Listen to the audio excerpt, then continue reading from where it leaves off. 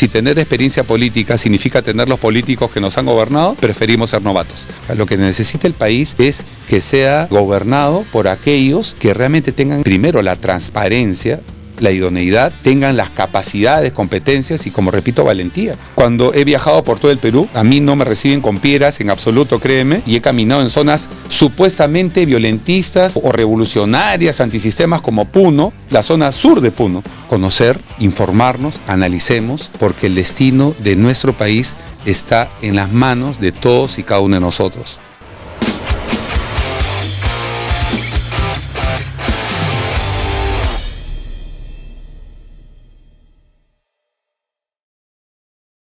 Hola, ¿cómo están? José Ignacio Beteta en un nuevo episodio de Lado B en campaña electoral. En esta campaña electoral que es corta y que nos trae muchas sorpresas y nuevos rostros, porque como entenderán son más de 30 candidatos, nunca se sabe cuántos van a quedar con todo este sistema pues, de tachas y de quejas, investigaciones, pero por el momento son bastantes candidatos en un corto tiempo, así que hay que conocer a los candidatos, ver quiénes son y, como les decía, hay rostros nuevos. Uno de esos rostros nuevos en la política, en medio de ya personajes más conocidos, es el candidato Wolfgang Grosso. Lo he pronunciado bien. Sí, José. Muy Wolfgang, bien. Un gusto. Hola, José, ¿cómo estás? Un gusto realmente estar acá. ¿Partido político? Integridad Democrática. Integridad Democrática. Excelente. Sí. ¿Cuál es el logo del partido? Es unas manos cruzadas, ¿Ya? ¿no? Están las manos cruzadas con 3 líneas que se van al infinito, y el color es azul acero. Y las manos cruzadas significan la convergencia, la unión que debe haber entre todos los peruanos y no la divergencia y la confrontación, que es lo que está pasando en este momento en el Perú. Y las 3 líneas son los 3 preceptos que enmarcan a integridad democrática: eficiencia, decencia y valentía. ¿No? Preceptos que estamos convencidos falta mucho y carecemos en el Perú y que debemos justamente enfatizar acá en el país. ¿Cómo surge este partido político? A ver la historia, 3 historias. Muy bien. Vamos a la historia. Bien, yo un poco voy a hacer una síntesis. Tenía una trayectoria de 37 años en la Fuerza Aérea, pero cuando, haciendo el grado de coronel en la FAP, me nombran primero como director de Movilización Nacional y luego como director general de Política y Estrategia. Cargos relevantes que me hicieron conocer más aún la realidad nacional. Y paralelamente hice mi maestría en Desarrollo y Defensa Nacional y posteriormente mi doctorado en Desarrollo y Seguridad Estratégica. Ambos estudios de posgrado en el Centro de Altos Estudios Nacionales. Con estos componentes enfatizaron más, primero, mi conocimiento de la realidad nacional, porque conozco todo el Perú, no hay ninguna región que no haya visitado o que haya conocido. Y segundo, me hizo notar realmente las brechas sociales que existen y también el abandono de gran parte de la población en un país que realmente está en una situación caótica, lo estaba en ese momento, cada vez se ha enfatizado más, y también la indignación que eso me generaba, ¿no? Entonces, 2017, ya habiendo terminado mi doctorado, convoco a un grupo de 3 personas y le dije: yo tengo esta idea. Quiero formar un partido político para hacer un cambio histórico en el país, pero un verdadero cambio, ¿no? Un cambio de raíz. Me dijeron que en ese momento que era una locura. Yo soy un idealista, soy un soñador, así me considero. También soy pragmático, por si acaso, pero sí soy un soñador, soy un idealista. Creo que la historia de las grandes naciones se consolidan por personas así, hasta una dosis de locura, dicen. Pero ahí está, yo dije, vamos a hacer algo. Cuando pasan los años, pero no lo podía hacer porque era militar y los militares no pueden participar en política activa, pero cuando paso al retiro, ya tenía toda la prerrogativa, llegué al grado de general, al grado máximo en la Fuerza Aérea, de general, y empiezo con este gran esperanzador y disruptivo proyecto político de integridad democrática. Convoco otra vez a un grupo de 7 personas, de la nada, de cero, dijimos vamos a hacer esto. También otra vez me dijeron: oye, estás loco, eres un soñador, ¿qué vas a hacer? Esto no se puede cambiar el sistema. No, le dije, ¿cómo que no? Sin el sistema, este sistema que nosotros justamente ahora vamos a hablar, no hacemos nada por cambiarlo, van a pasar 200 años más y no va a ocurrir absolutamente nada y cada vez va a ser peor. Si personas como nosotros, personas de bien, que somos la mayoría, créeme, en el Perú, no hacemos algo, y solamente nos dedicamos a manifestar nuestro rechazo, nuestra indignación a través de redes, coloquios, debates, conversatorios, no va a haber solución alguna.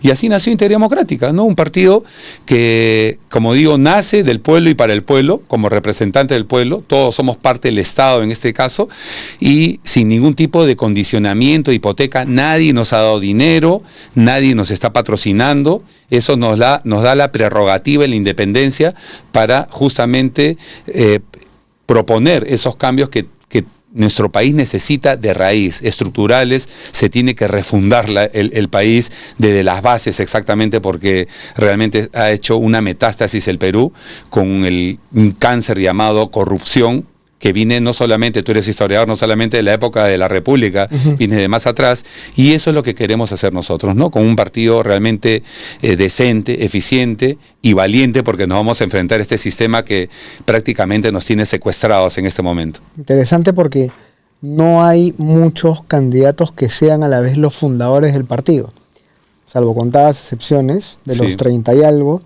Lo que se está viendo es partidos que son alquilados o asumidos por alguien, que puede ser una buena persona también, pero que ha tomado un partido que es de alguien, ¿no? Sí. Con una alianza, tú eres un emprendedor político, digamos, en ese sentido. Soy un emprendedor político. Tu propio partido político. Yo soy un emprendedor político, se podría decir, buena palabra, me ha gustado, porque nació el 2017, un 8 de julio del 2017, esa idea de Integridad Democrática. Es más, tengo una foto histórica, que la tengo y puse en una pizarra crítica con plumón, Integridad Democrática, y puse ideario, sin saber realmente, o sea, qué es lo que iba a venir después, y puse algunas ideas fuerzas, y creo que fue el origen de Integridad. Y ahora ya estás acá.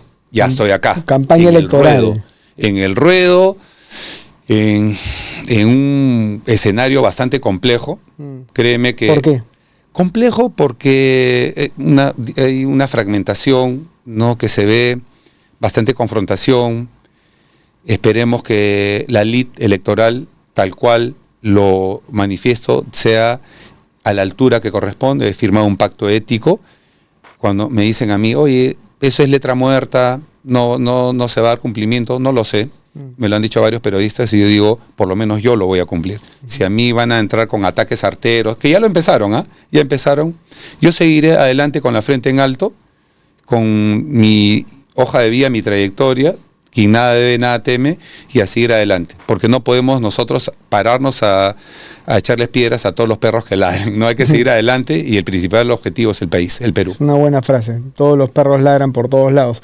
Ahora, una consulta. ¿Quiénes te acompañan? Porque está claro que eres el líder y es algo sumamente positivo. O sea, me llama positivamente la atención. ¿Quiénes te acompañan en este partido, en esta plancha, en este equipo? Sí, peruanos, José, como tú, como yo, y la mayoría de peruanos, ¿no? Peruanos decentes, eficientes y valientes, que quizás no tengan una trayectoria política definida, como dicen, oye, pero esta Integridad Democrática ya ha salido pues en las redes. ¿Quiénes son estos? ¿Por qué vamos a votar? No los conoce nadie. ¿Qué experiencia tienen? Y la respuesta es tan clara como la siguiente. Si tener experiencia política significa tener los políticos que nos han gobernado, preferimos ser novatos. Para ser presidente de la República no hay que ir a una universidad, ni tampoco para ser senador o diputado o representante del Estado, un funcionario.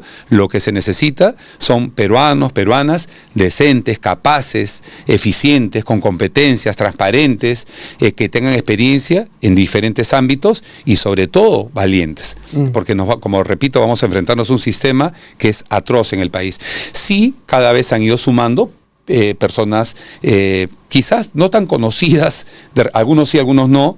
Tenemos, por ejemplo, a Óscar Basurco, un gran empresario, responsable de la formalización. Ese es un tema que después lo hablaremos, del 30% de las MIPES de Lima y gran parte del Perú. Tenemos a Carolina Lizárraga, una destacada peruana, que ya comienzan a atacar, ¿no? El Partido Morado, dicen, no tiene nada que ver ahí. Es una digna dama, muy preparada, y que es muy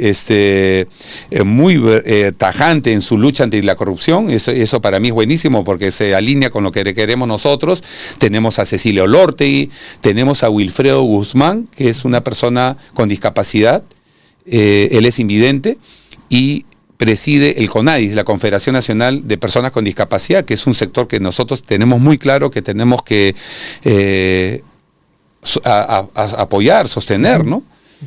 Y ¿quién más? Tenemos y diferentes líderes regionales, ¿no? Entonces, personas que quizás no sean tan conocidos públicamente, pero que son peruanos que realmente tienen todas las competencias para poder hacer ese relevo en la política. No, pero además has mencionado nombres conocidos, o sea, algunos. Es que sí, son personas que uno conoce profesionalmente o has escuchado de ellas en algunos espacios políticos y está bastante bien.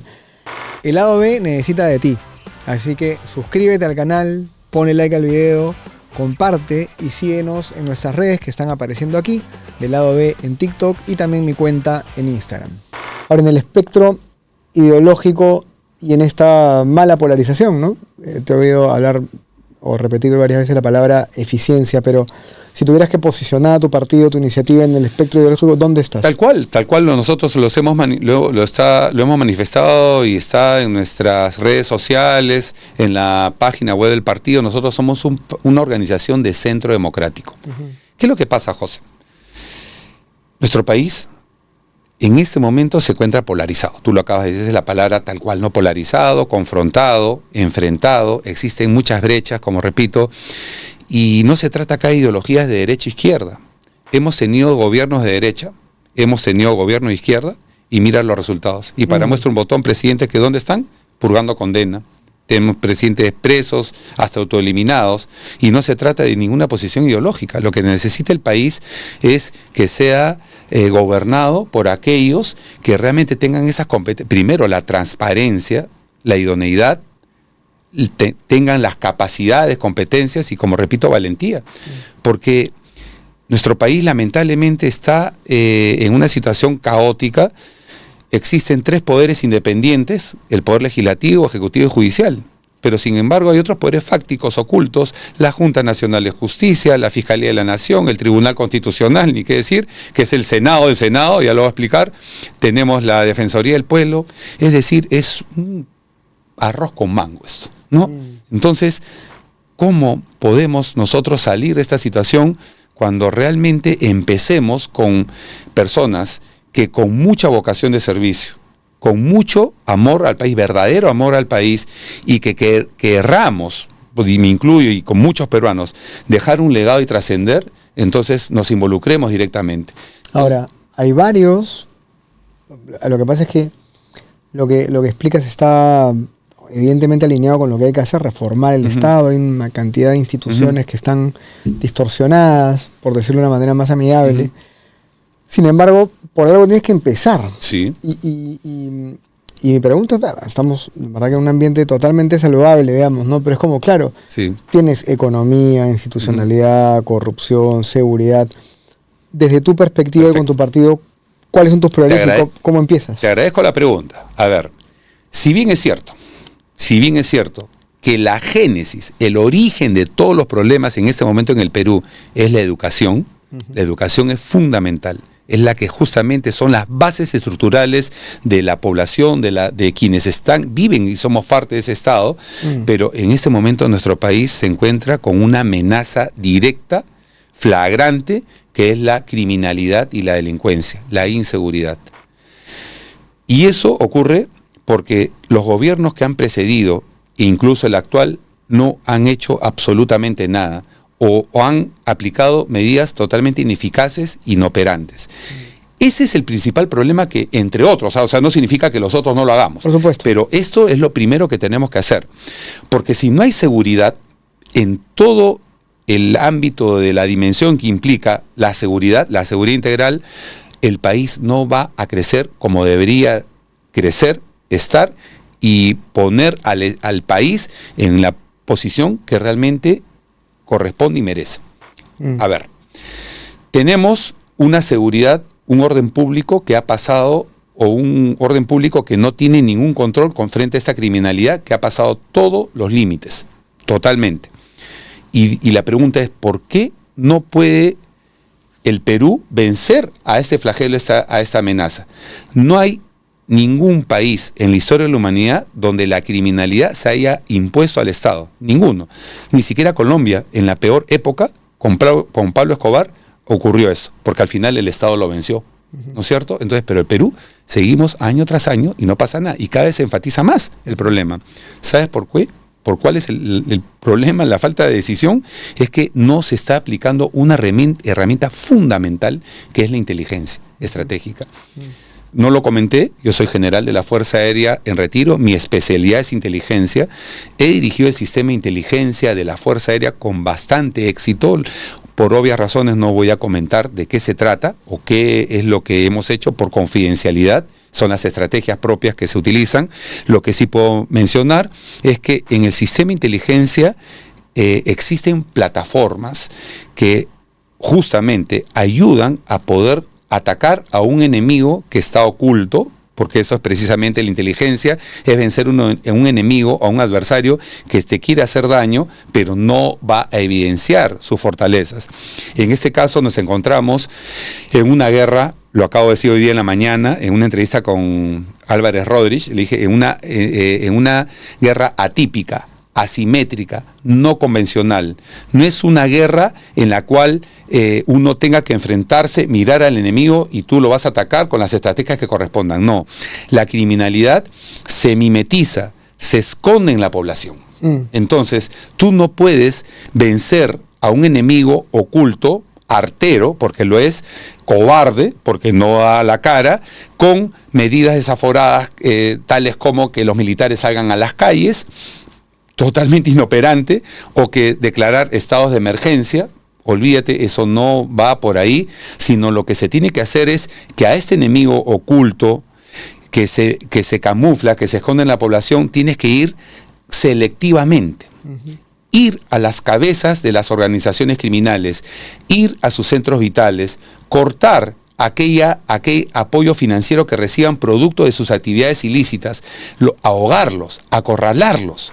Cuando esto suceda, y esto es la única forma, es aplicando justamente la inteligencia, porque va a seleccionar precisamente esos blancos que se tienen que atacar, créeme que estas organizaciones se van a comenzar a caer como castillo de naipes. Esto implica, vamos complementando, definitivamente un fortalecimiento, renovación de la Policía Nacional del Perú. Sí, una reestructuración de la Policía Nacional, pero no solamente de la Policía Nacional, sino también aquellos elementos conexos que van a ayudar en esta guerra típica.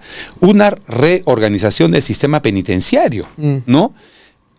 Algo muy pequeño, un detalle que no es que sea tan relevante, pero hay que mencionarlo. El presidente actual dispuso que todos los funcionarios del INPE, por ejemplo, pasen el polígrafo. No sé si te enteraste de eso. Ok, el polígrafo, el detector de mentiras. Claro.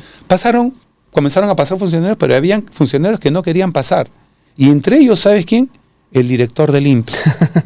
Claro. La cabeza del INPE. Claro. Sin embargo, esa disposición fue dada hace semanas atrás y pregunta si el director del INPE sigue en sus funciones. Sigue. Yo, presidente de la República, me hubiera demorado medio minuto en sacarlo, que no quiere pasar el polígrafo, se va, porque es un cargo de confianza. Pero entonces ahí viene pues ese enmarañamiento que existe, esa colusión, esas negociaciones debajo de la mesa, esos favores que se pagan. Entonces, si no tienes una firme decisión, poco o nada se puede hacer. Entonces, tenemos también algunas medidas que se tienen que implementar, tales como la construcción de cárceles de máxima seguridad, no una medida de decir mandar a los delincuentes a la cárcel de El Salvador, porque salió la idea por ahí descabellada, y no es así. Somos un país soberano, somos un país fuerte, tenemos que solucionar nuestros problemas nosotros, se tiene que invertir transparentemente, ni un solo sol se tiene que ir al bolsillo de algún funcionario corrupto. Entonces, se tiene que construir megacárceles para poder sacar a todos estos delincuentes desadaptados, sacarlos de las calles para que se empiece a sentir la seguridad. Pero la pregunta es, porque van a decir también, ¿no? Pero a ver, las cárceles demoran construirlas, el proceso el estudio de factibilidad, la otorgación, la licitación, la construcción, etcétera. ¿Ok? Mientras, no vamos a esperar que se construyan las cárceles para sacar a estos delincuentes de las calles. Se habilitarán instalaciones militares, que en ese momento no están al 100% de operatividad. También hay que invertir para poder ponerlas en funcionamiento, y se ponen a los delincuentes. Y los delincuentes no van a estar en un lugar de 5 estrellas. Se necesita un lugar donde estén recluidos, donde estén incomunicados, la comunicación mínima para que no sigan operando desde el interior y que realmente tengamos a estos desadaptados fuera de las calles, que es lo que se necesita. Por eso digo, en un gobierno de integridad democrática, y lo digo y lo enfatizo, en menos de 6 meses se va a empezar a sentir la seguridad. Se va a empezar a sentir la seguridad. Y por ahí salió alguien en las redes, ¿no? Diciendo, bueno, en fin, ya ni siquiera voy a decir el adjetivo, cree que nosotros somos ignorantes. Es un mentiroso. Entonces, ¿qué? ¿Acaso vamos a acabar la inseguridad en 6 meses? Yo no he dicho que se va a acabar porque eso sería mentir. Lo que dije y lo manifiesto es que se va a empezar a sentir la seguridad en las calles. Porque ni siquiera en Finlandia, en Japón, en Alemania, que tienen índice de corrupción muy bajo, delincuencia bajas, ¿no? No hay una seguridad absoluta. Eso es utópico, pero sí podemos tener un país donde se pueda caminar en las calles, donde el ciudadano y el poblador pueda salir con su celular sin temor a que lo vayan a balear o se lo vayan a quitar o le vayan a hacer daño. Y eso es cuando existe un Estado eficiente que realmente va a luchar contra esta criminalidad. El lado B necesita de ti, así que suscríbete al canal, ponle like al video, comparte y síguenos en nuestras redes que están apareciendo aquí, del lado B en TikTok y también mi cuenta en Instagram. Entonces, ahora, los problemas del Perú, José, son transversales, no son secuenciales. Si fuesen secuenciales, sería fácil la solución, ¿no? Entonces, al ser transversales, las medidas que se tienen que tomar también son transversales. Y lo vuelvo a decir, aquel político que dice que en 5 años se soluciona el problema está mintiendo flagrantemente. Esto va a ser un proceso, pero se tiene que empezar, ¿no? Entonces, entre ellos la corrupción, que prácticamente, como repito, ha hecho una metástasis en el Estado para muestra un botón, no hay ninguna entidad que se salve, ninguna realmente, y enfatizo, no son las organizaciones, las entidades, son las personas que están al interior de ellas, y no todas, obviamente, una minoría, ¿no? Entonces, se tiene que separar la paja del trigo, se tiene que tomar medidas contundentes, y eso por si acaso no me hacen autoritario, porque por ahí me califican de autoritario. No, acá lo que requiere el Perú es un estadista, un gobernante que tenga principio de autoridad, respetando los derechos humanos, por supuesto que sí, pero los derechos, se tiene que prevalecer los derechos humanos de los 34 millones y no de un grupo que no significa que no lo respetemos,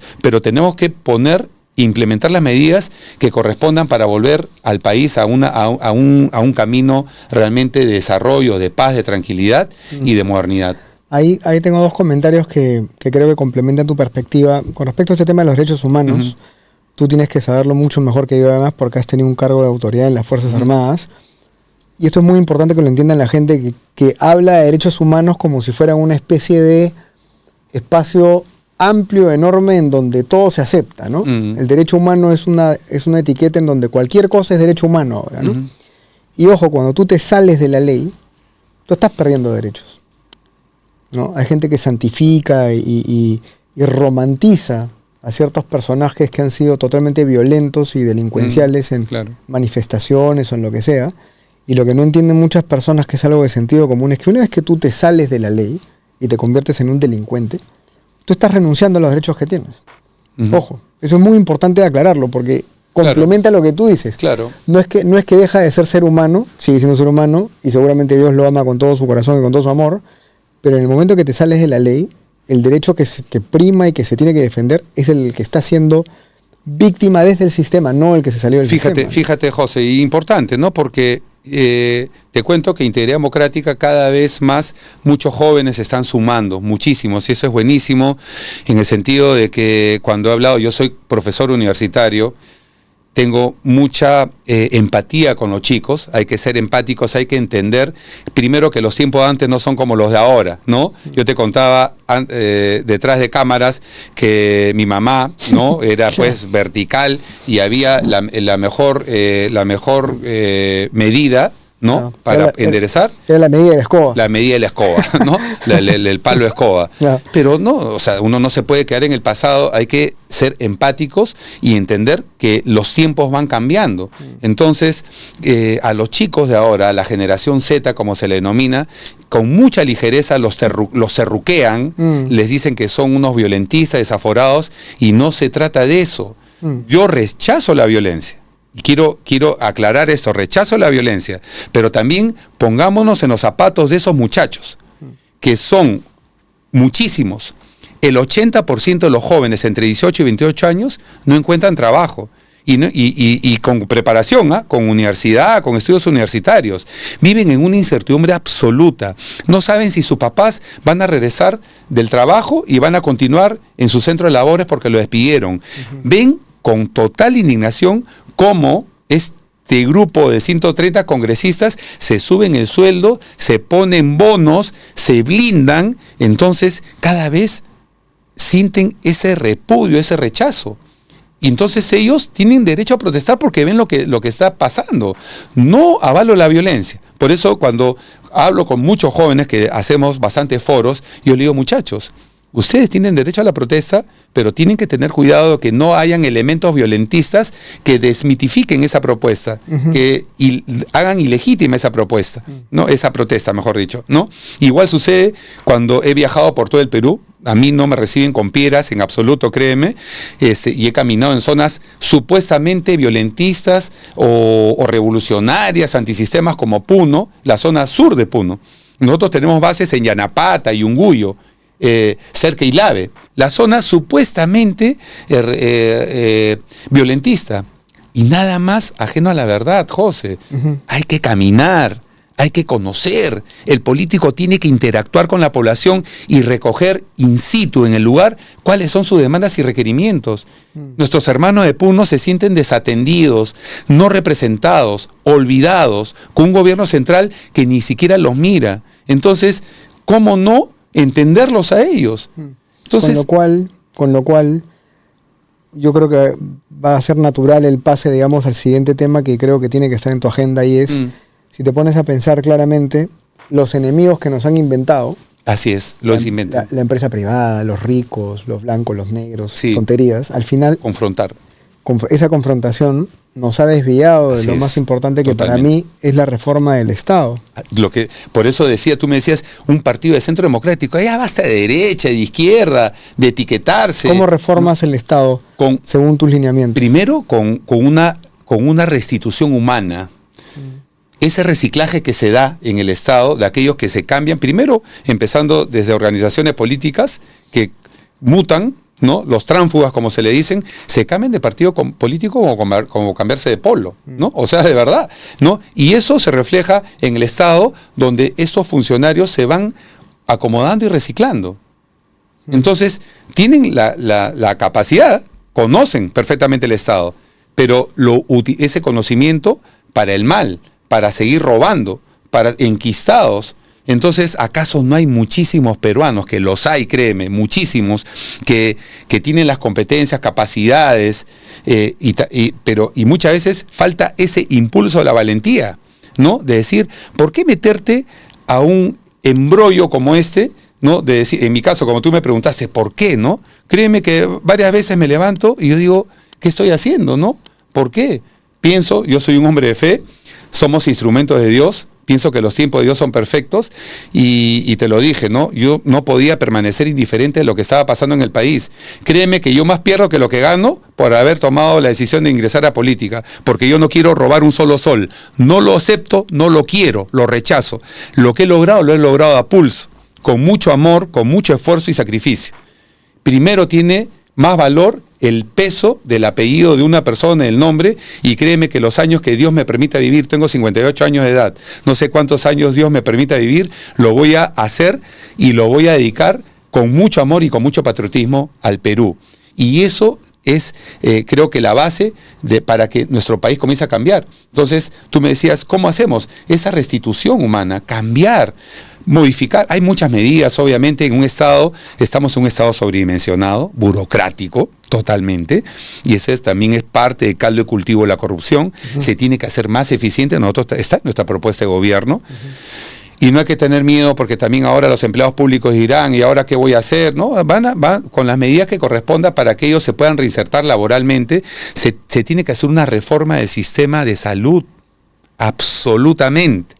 Mucha corrupción hay. Una reforma del sistema educativo, la infraestructura, la conectividad. Tenemos que la industrialización del país. Tenemos un país que 3/4 partes de la economía es informal. Sin embargo, justamente los emprendedores son los que mueven el 80% de la economía del país. Es muchísimo dinero que se mueve por los emprendedores y el Estado no los apoya. Entonces los emprendedores, que estamos hablando desde aquel que tiene un puesto de periódicos hasta aquel que tiene una pequeña empresa, se encuentra prácticamente entre dos frentes. Por un lado, una criminalidad que lo extorsiona y que le pide mucho dinero, y por otro lado, un Estado extorsivo, que en vez de facilitar su formalización, no, le pone trabas y piedras en el camino. En vez de acortar los procesos y donde ganamos todos, porque vas a tener a un empresario pequeño, mediano, que va a estar formalizado, que va a pagar impuestos, que va a generar trabajo, que va a tener beneficios de un Estado que va a ser eficiente, y todos ganamos, la economía crece, consolidamos y fortalecemos la economía. Pero si estamos en una situación en la que el Estado propiamente primero le pone muchísimos procesos, le cobra para poder formalizarse, ¿qué hace el pequeño empresario, el emprendedor? ¿Sabes qué? Ahí lo dejo. No gasto ni mi tiempo ni mi dinero porque esto es peor. Entonces, lo que pasa, José, es que lamentablemente, hay que decirlo, aquellos que nos gobiernan, más allá de ideologías y posiciones, lo único que hacen, y no me gusta generalizar, pero muchos de ellos lo hacen para su beneficio propio y no tienen realmente esa vocación de servicio y anteponen sus intereses individuales antes que los colectivos. Entonces, eso es lo que falta en el país. Nosotros, en esa reforma del Estado, queremos tener un Estado que sea eficiente, donde aquel corrupto va a tener que pagar, y no, lo digo, no es que yo sea autoritario, no es así. Tengo principio de autoridad y tengo una hoja de vida que no tengo rabo de paja para poder prevalecer lo que corresponde en el país. Una de las medidas que nosotros decimos es que, y siendo yo candidato presidencial, digo, presidente de la República o alto funcionario que comete un acto de corrupción tiene que pagar con cadena perpetua. Y nosotros lo vamos a proponer. Si hay corrupción, José, es porque hay impunidad. No pasa absolutamente nada en el país, y eso para muestra un botón de lo que está ocurriendo, y esa es la indignación que tenemos todos en el país. El lado B necesita de ti, así que suscríbete al canal, ponle like al video, comparte y síguenos en nuestras redes que están apareciendo aquí, del lado B en TikTok y también mi cuenta en Instagram. Eso fue lo que pasó en Singapur, perdóname que te interrumpa. Singapur lo que hizo fue puso penas de ese calibre para ciertos funcionarios en ciertos sectores. Sí, la única diferencia es que nosotros no somos un partido que cree en la pena de muerte. Nosotros, Dios da la vida, Dios la quita, pero sí seremos firmes, contundentes, implacables, para poder hacer frente a este flagelo, esta amenaza que prácticamente nos está haciendo mucho daño.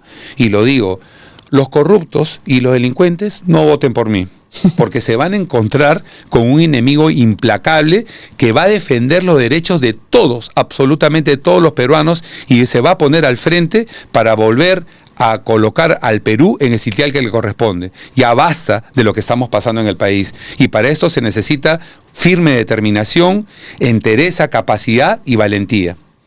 Muy interesante porque, para empezar, estoy totalmente de acuerdo contigo en la reforma del Estado y en la forma de reforma del Estado que estás planteando. Creo que funcionarios enquistados en escritorios sin hacer nada, burocracia, regulación excesiva, trámites, que ser formal sea un problema en vez de ser informal, ¿no? Hoy día el problema no es la informalidad, es la formalidad. Así es. ¿No? Y por eso es que es tanto informal, porque no quieren ser formales. Todo eso, interesante esto, ¿sabes qué, Wolfgang? Es que yo lo estoy escuchando aquí en el podcast y en los espacios en donde veo análisis público, de políticas públicas, ya trascendió la parte ideológica. O sea, tú vas a encontrar al liberal más de derecha diciendo esto, e incluso a gente más de izquierda diciendo hay que reformar el Estado y quitarle tamaño, al de centro izquierda, centro derecha, y creo que eso es algo que no podemos perder de vista. O sea, candidato que avance en las elecciones, seas quien seas, tienes que proponer y promover que este Estado corrupto, burocrático, tenga una transformación radical. Se necesita. No es posible avanzar con esta 252.000 millones de soles, de los cuales 7 de cada 10 soles se van a la planilla.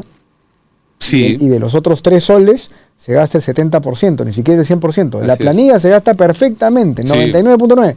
Pero la inversión pública, 70%, 65%, 75%. No, Es increíble. y otros indicadores más, ¿no?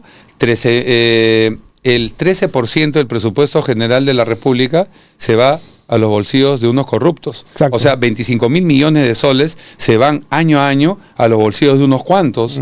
Y ni qué decir de otro indicador que 40.000 millones de soles se dejan de invertir por esa inseguridad que campea. O sea, saquemos números. Lo que pasa es que como son números grandes, pierdes la dimensión realmente y el análisis. Pero si ese dinero no se fuese a esto, lo que acabo de indicar, tendríamos pues un sistema de salud eficiente, tendríamos unos pensionistas que increíblemente ganan 300, 400 soles, o sea, reciben una pensión de 300. ¿Cómo es posible? No, y tendremos trenes, carreteras, aeropuertos, puertos, tendremos luz, internet, o sea... Mira, y fíjate tener un país que tiene todas las competencias y capacidades y fortalezas para ser un país de primer orden.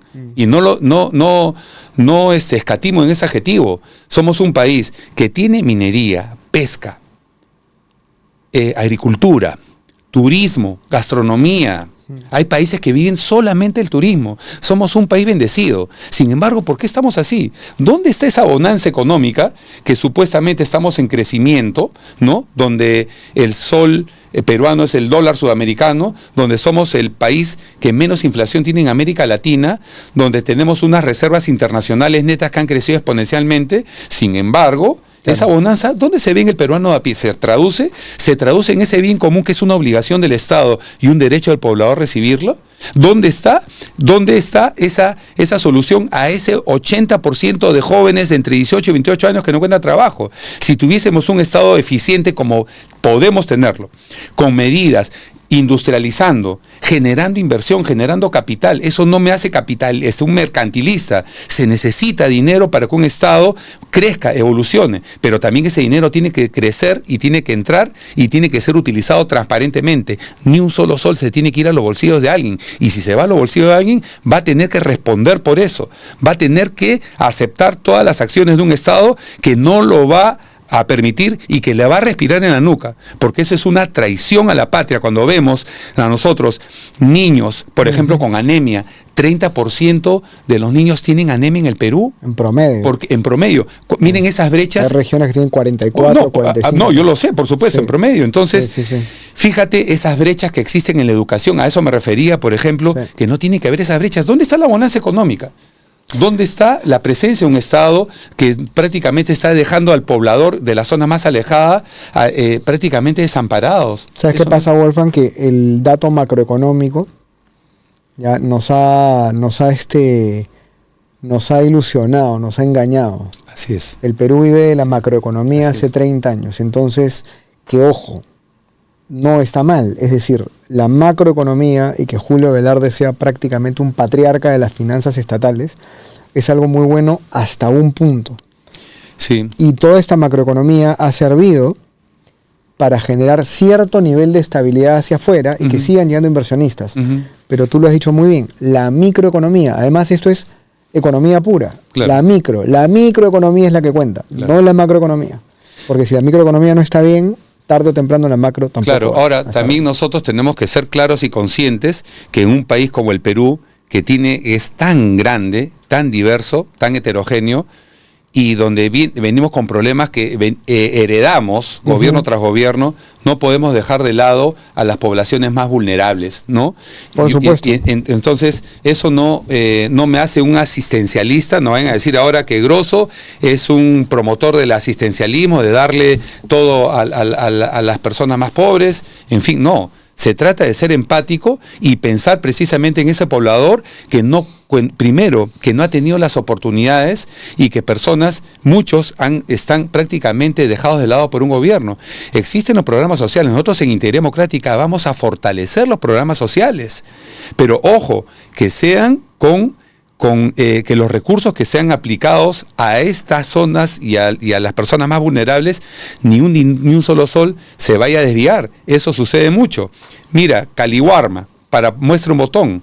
Oye, de verdad que eso me indigna realmente. A estos funcionarios lo deberíamos meter, a esos funcionarios deberían cumplir cadena perpetua, ¿no? Entonces, los programas sociales debemos de darle un seguimiento estricto y que realmente llegue justamente a quien más lo necesita. El lado B necesita de ti, así que suscríbete al canal, ponle like al video, comparte y síguenos en nuestras redes que están apareciendo aquí, del lado B en TikTok y también mi cuenta en Instagram. Y dos cosas más con respecto a los programas sociales antes del jueguito que nos ha preparado Paula amablemente. Dos puntos muy importantes de los programas sociales. El primero tiene que estar enganchado a una obligación. No es regalar plata porque sí. Una de las cosas buenas que tiene el programa Juntos es que te obligaba a tener un niño con DNI, un niño que iba a sus consultas y estaba enganchado a que el padre tuviera una cuenta bancaria y se formalizara de alguna forma. Y lo segundo es que programa social, el mejor programa social es trabajo, libertad para emprender, facilidad para emprender. Y ahí sí, yo sí soy un pro becas, programas de becas, alianzas público-privadas para becas, todo lo que era Pronavec y Beca 18 tiene que ser fortalecido. Pero el Estado está para eso, pues José. O sea, ¿sí? Como decía yo, los principales problemas en el país, entre todos los que hemos mencionado, pero el inicio de todo eso, el Estado y una educación. Sí. Entonces, ¿cómo no invertir en educación? Tenemos que generar una adecuada infraestructura, cortar esas brechas, ¿no? Esas brechas, no, la educación estatal no tiene por qué ser menoscabada, menospreciada y prácticamente sin ese fortalecimiento que se requiere. La conectividad, la inteligencia artificial, el uso de herramientas digitales que las tenemos ahora, ¿no? Tenemos que invertir. Esto no es gasto, es inversión para tener un país más educado, mejor formado, y eso se va a traducir y va a trascender en las generaciones futuras, ¿no? Tanto por hacer, las cosas claras, va a tener que ir paso a paso en el camino. Ahora vamos a hacer un juego que es muy divertido para nosotros, no sé si para ti. A ver. Acá hay varios papelitos que tienen un tema: infraestructura, educación, salud, ¿no? Tú vas a agarrar un papelito y vas a tener un minuto para decirnos tus 3, 4 propuestas, pero así, las más rápidas, las que se te vengan a la cabeza, que estén en tu plan. ¿La lees tú mismo? Vamos a chocolatear. Así es, yo te marco el tiempo. Pero todavía, porque voy a decir mis lentes. Ya, ok, salud. Los presidentes no se libran de la presbicia. Sí. Salud, tiempo. Salud, muy bien. Un fortalecimiento de los centros de salud de primer nivel, eso es lo básico, lo primero. La digitalización de todas las historias clínicas del país y también un control absoluto de todo el sistema de salud con una salud preventiva y curativa, ¿no? No tenemos que ser reactivos, sino tenemos que prevenir. Previniendo, nosotros vamos a ser más eficientes y vamos a evitar que los peruanos gasten más estando enfermos. Y yo le sumo la cuarta propuesta que está buena, es que los doctores y el personal de salud pueda ser reubicado y sea supervisado mucho más en cuántas horas trabajan en el hospital, porque tú lo sabes bien y yo creo que entiendes. Hay un sector salud. Hay un negociazo ahí y el doctor no lo mueve nadie, ni siquiera da consultas, ni siquiera atiende, está un par de horas en el hospital y no se quita. En un gobierno de integridad democrática, el sector salud, porque acá no somos enemigos, acá todos somos peruanos y tenemos que empujar el coche en un solo norte. Tendrán que entender que hay que hacer las cosas correctamente y de acuerdo a ese juramento hipocrático que ellos hicieron y que no sea letra muerta, sino realmente seamos verdaderos servidores. Así es, eso es básico. El sector salud es lamentablemente, hay que decirlo, fundamental y está muy corrompido. Siguiente papelito, el 2 de 3, van a ser 3. Ya, A ver qué le toca. Educación. Educación. Bueno, pues ya dijiste varias, ¿sabes? Pero métele. Ya, ok. Tiempo. Primero, una inversión en infraestructura y conectividad. 2, una mejora salarial a los profesores y tercero, una capacitación para todos. Hemos tenido 100.000 profesores que no pasaron la prueba y no podemos echarlos. O sea, yo sé que es responsabilidad de cada uno capacitarse, perfeccionarse, pero estamos ante un problema. Ya no estamos para experimentos y laboratorios. Tenemos que fortalecer el magisterio para que tengamos, justamente ellos son los promotores, los responsables de la educación de la población, ¿no? Entonces, tenemos que evitar que se vayan a taxear, que se vayan a buscar otro trabajo porque no tienen justamente los recursos, y que se dediquen precisamente a su labor, que es educar y formar a las generaciones. Ahora, tengo una pregunta ahí muy importante. ¿Tú le pagarías más a un profesor que no ha sido evaluado? No puedes.